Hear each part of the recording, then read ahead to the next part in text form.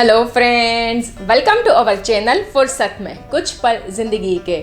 Friends, શિયાળામાં મેથી ખાવી ખૂબ જ ફાયદાકારક છે, પણ પ્રશ્ન એ છે કે ઘરના બધા જ લોકો તેને નથી ખાતા. તો આજે હું આપની સાથે શેર કરીશ મેથીના શાકની એક એવી વેરાયટી કે જે ખાવામાં બિલકુલ પણ કડવું નહીં લાગે અને ઘરના બધા જ લોકો તેને ચાવથી ખાશે, અને એ છે લસુની મેથીની રેસીપી. એટલે ફાયદાનો ફાયદો અને ટેસ્ટમાં પણ બેસ્ટ.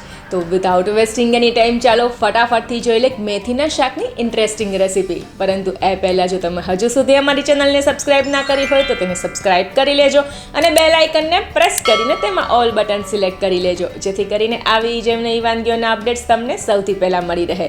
અને જો તમને અમારો રેસીપી વિડીયો પસંદ પડે તો વિડીયોને લાઇક કરવાનું, શેર કરવાનું અને નીચે કમેન્ટ બોક્સમાં કમેન્ટ કરવાનું ના ભૂલતા, ક્યોંકि કેર કરતે જાઓ, શેર કરતે જાઓ, જિંદગી બહોત ही खूबसूरत है.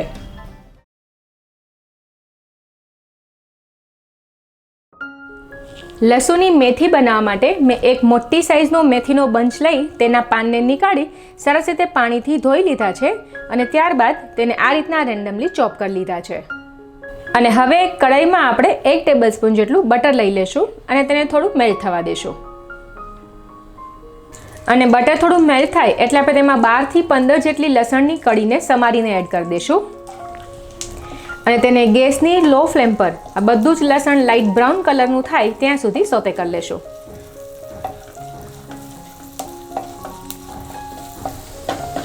અને અરાઉન્ડ 2 મિનિટ બાદ લસણ સરસ લાઇટ બ્રાઉન સોતે થઈ ગયું છે, તો હવે આપણે તેમાં સમારેલી મેથી એડ કરી દઈશું. સાથે ½ ટીસ્પૂન નમક એડ કરી દઈશું અને તેને મિક્સ કરી મેથીને સરસ રીતે આપણે 2 મિનિટ જેવી સોતે કરી લેશું. અને ફ્રેન્ડ્સ, મેથીને આ રીતના આપણે બટર અને લસણ સાથે સોતે કરીએ તો તેની અંદર લસણની એકદમ સરસ ફ્લેવર આવી જાય છે.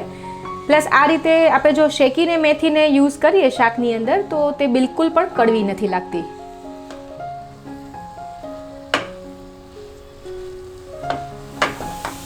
અને અરાઉન્ડ 2 મિનિટ જેવું શેકાયા બાદ આપ જોઈ શકો છો મેથીમાંથી બધું જ મોઇશ્ચર નીકળી ગયું છે. તો હવે આ મેથીને આપણે એક બાઉલમાં ટ્રાન્સફર કરી દઈશું.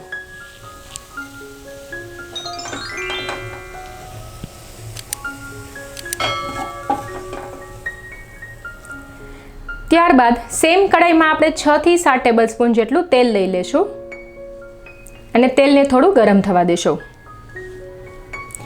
અને તેલ થોડું ગરમ થાય એટલે આપણે તેમાં 1 ટીસ્પૂન જીરું એડ કરી દઈશું, 2 નંગ સૂકા લાલ મરચાંને 2 ટુકડામાં કટ કરીને એડ કરી દઈશું, 1/4 ટીસ્પૂન હિંગ એડ કરી દઈશું અને 2 નંગ મોટી સાઇઝના કાંદાને બારીક સમારીને એડ કરી દઈશું.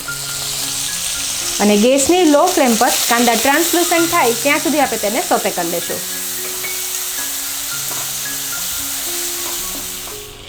કાંદા ટ્રાન્સલુસન્ટ સોતે થઈ જાય ત્યારબાદ આપણે તેમાં 1 ટેબલસ્પૂન આદુ અને મરચાંની પેસ્ટ એડ કરી દઈશું અને તેને પણ ગેસની લો ફ્લેમ પર આપણે 1 મિનિટ જેવી સોતે કરી લઈશું.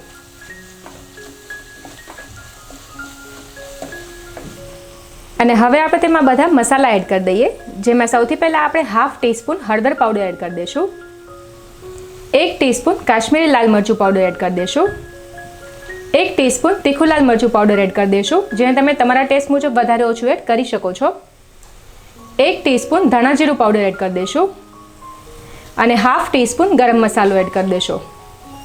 અને આ બધું જ આપણે સરસ રીતે મિક્સ કરી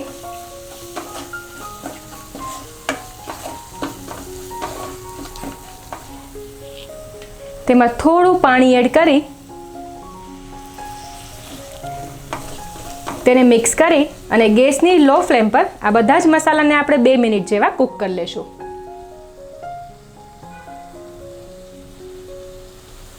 અને 2 મિનિટ બાદ બધા જ મસાલા સરસ કૂક થઈ અને તેમાંથી આ રીતના તેલ છૂટું પડી ગયું છે.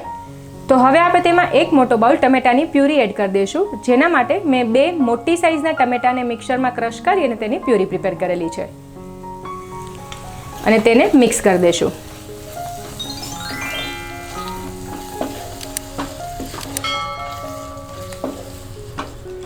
અને હવે પ્યુરી સરસ રીતે કૂક થઈ જાય એટલે આ સ્ટેજ પર આપણે તેમાં સ્વાદ અનુસાર નમક એડ કરી દઈશું. પણ નમક આપણે ધ્યાનથી એડ કરીશું, કેમ કે જ્યારે આપણે મેથીને સોતે કરી તેમાં પણ આપણે નમક એડ કરેલું છે. અને તેને મિક્સ કરી દઈશું.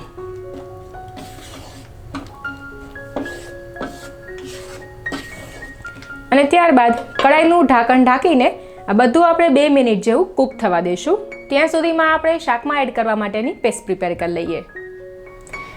જેના માટે એક મિક્સર જારમાં આપણે 1 ટેબલસ્પૂન મગજતરીના બી લઈ લેશું. સાથે 8 થી 10 નંગ જેટલા કાજુ લઈ લેશું. 1 ટેબલસ્પૂન સફેદ તલ લઈ લેશું. સબ્જીને સરસ ક્રીમી બનાવવા માટે આપણે તેમાં 1 ટેબલસ્પૂન મલાઈ એડ કરી દઈશું. અને સાથે થોડું પાણી એડ કરી બધી જ વસ્તુને સરસ રીતે ક્રશ કરી અને એક સ્મૂથ પેસ્ટ પ્રિપેર કરી લેશું. તો બધી જ વસ્તુને સરસ રીતે ક્રશ કરી અને મેં આ રીતની એક સ્મૂથ પેસ્ટ પ્રિપેર કરી લીધી છે. અને હવે 2 મિનિટ થઈ ગઈ છે અને આપ જોઈ શકો છો સરસ તેલ પણ છૂટું પડી ગયું છે. તો હવે આપણે તેમાં 1 ટેબલસ્પૂન ચણાનો લોટ એડ કરી દઈશું અને તેને મિક્સ કરી અને સરસ રીતે આપણે 1 મિનિટ જેવો તેને શેકી લેશું, જેથી કરીને સબ્જીની અંદર તેનો કાચો ટેસ્ટ ના આવે. અને ફ્રેન્ડ્સ, ચણાના લોટને જો આ રીતના આપણે ગ્રેવીમાં એડ કરીએ તો તેનું ટેક્સચર છે તે એકદમ સરસ આવે છે. અને જો અહીંયા તમારે ચણાનો લોટ એડ ના કરવો હોય તો તમે જે પેસ્ટ પ્રિપેર કરી તેમાં તમે 1 ટેબલસ્પૂન જેટલી દાળિયાની દાળ પણ એડ કરી શકો છો. અને હવે આપણે તેમાં પ્રિપેર કરેલી પેસ્ટને એડ કરી દઈશું અને તેને સરસ રીતે મિક્સ કરી અને બધું જ આપણે ગેસની લો ફ્લેમ પર 2 મિનિટ જેવું કૂક કરી લેશું. ને ફ્રેન્ડ્સ, અહીંયા ધ્યાન રાખવાનું કે આ ગ્રેવીને આપણે અત્યારે આ રીતના કન્ટિન્યુઅસલી હલાવીને કૂક કરવાની, કેમ કે પેસ્ટની અંદર આપણે જે કાજુ એડ કરેલા છે તેને કારણે તેને ગ્રેવી છે તે નીચે બેસી ના જાય.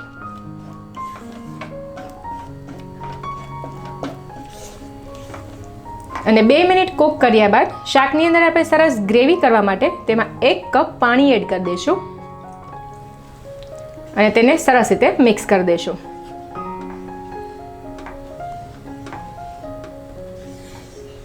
અને ત્યારબાદ આપણે તેમાં પ્રિપેર કરેલી મેથીને એડ કરી દઈશું અને તેને મિક્સ કરી દઈશું.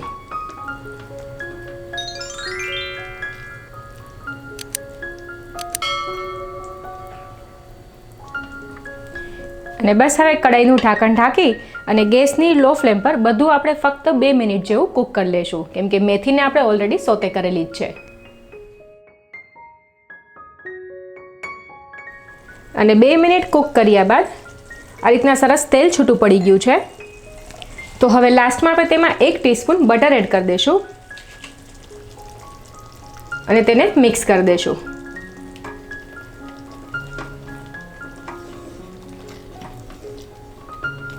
અને બસ હવે ગેસની ફ્લેમને બંધ કરી ગરમા ગરમ લસણની મેથીને પરોઠા સાથે સર્વ કરીશું. તો ફ્રેન્ડ્સ, તૈયાર છે શિયાળામાં ખાવાની ખૂબ જ મજા આવે તેવું લસુણી મેથીનું શાક. તો આ મેથીના શાકની રેસીપીને તમે જરૂરથી ટ્રાય કરજો અને તમને તેનો ટેસ્ટ કેવો લાગ્યો તે કમેન્ટ બોક્સમાં કમેન્ટ કરીને અમને જરૂરથી જણાવજો. હું મયુરી સોઢા અહીં સાઇન ઓફ કરીશ. ફરી આપને મળીશ એક નવા એપિસોડમાં એક નવી વાનગી સાથે. ટિલ ધેન કેર કરતે જાઓ, શેર કરતે જાઓ, ક્યોંકि જિંદગી ખૂબસૂરત હૈ.